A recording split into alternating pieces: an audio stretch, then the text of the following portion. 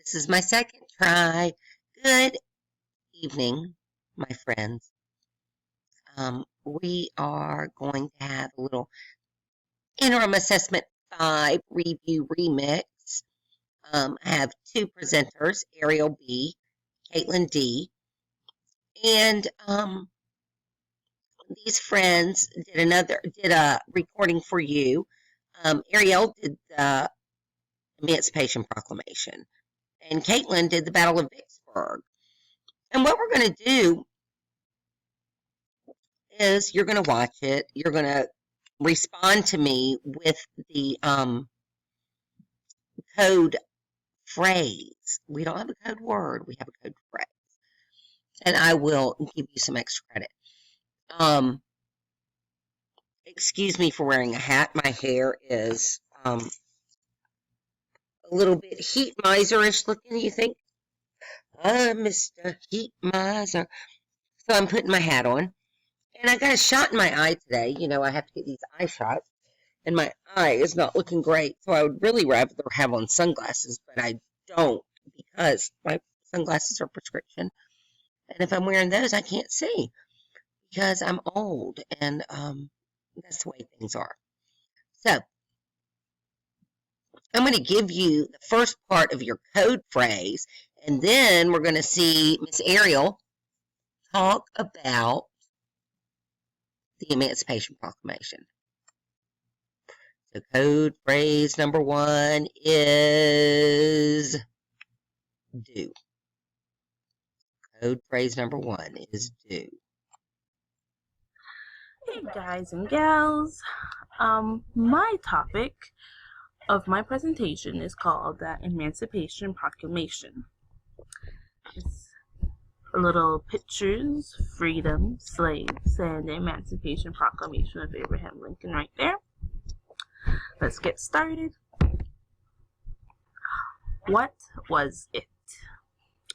On January 1st, 1863, the Emancipation Proclamation was issued by President Abraham Lincoln. Our nation was approaching our 3rd year in the bloody Civil War when this was announced. There's a picture here of the Emancipation Proclamation document. A quote from President Abraham Lincoln, that all people held as slaves within the rebellious states are and henceforward shall be free. This was stated on the Emancipation Proclamation document. Why was it issued? To free the slaves in the rebel states. This was also to endure the symbol of equality. It allowed for slaves to join the Union Army. And this is a little map showing the Confederate states, all that were Confederate states here. The Union states, all that was here. The border states, the territories, and some more Union states.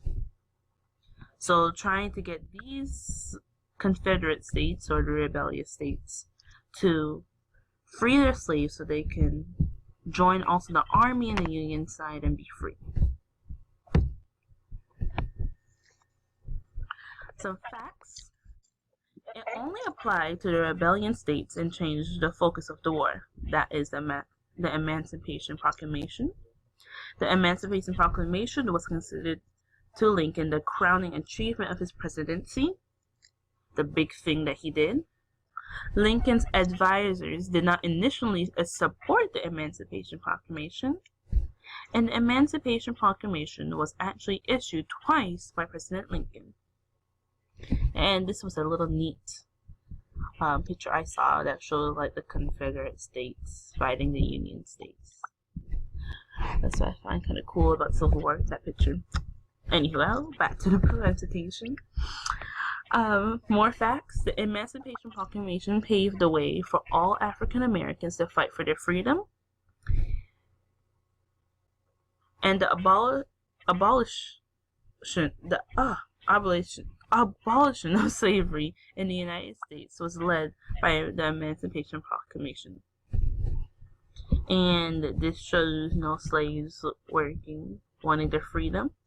And they got their freedom right here, 1861 to 1867, document of history, emancipation, and free at last, and all the slaves.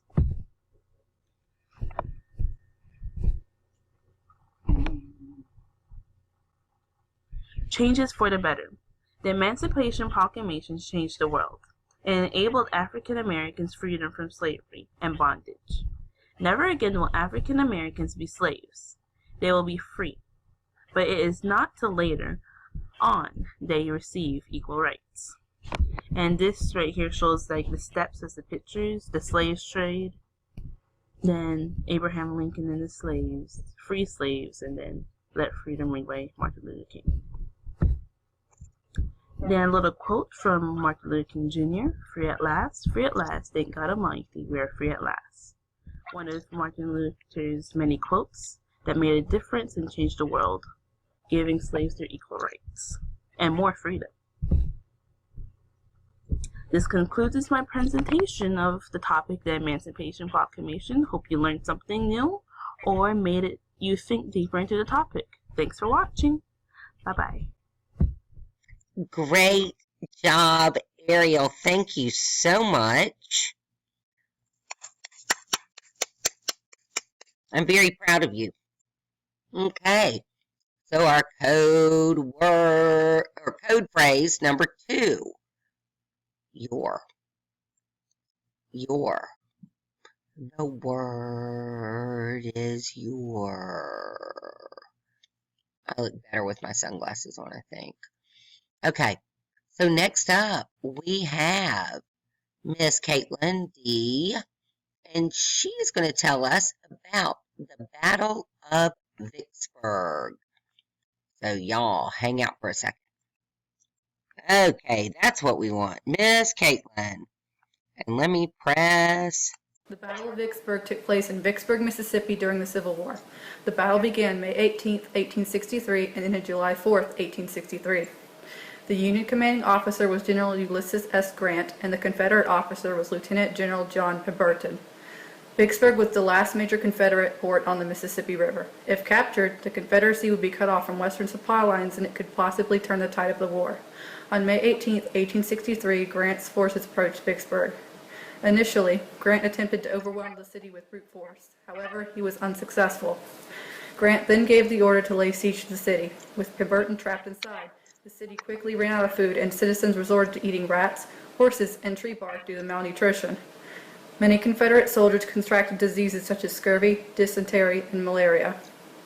In addition to the lack of sustenance, Grant continued to relentlessly bomb the city, forcing people to take shelter in caves.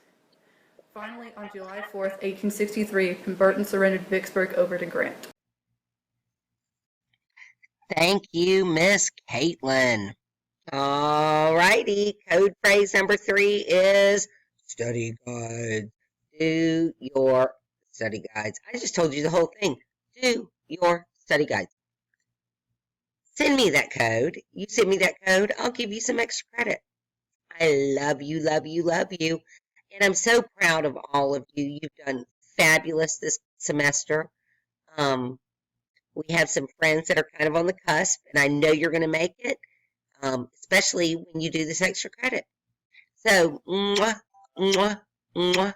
I will see you soon. We'll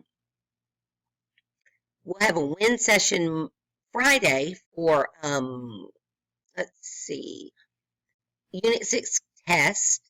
And if you have not done 6.13, the War on Terrorism essay, that's going to be with Miss Surratt because I have to drive to Gainesville, Georgia to see my nephew graduate.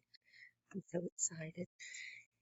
And then Monday we will be playing Battle Royale with not Miss Surratt's class because we beat them.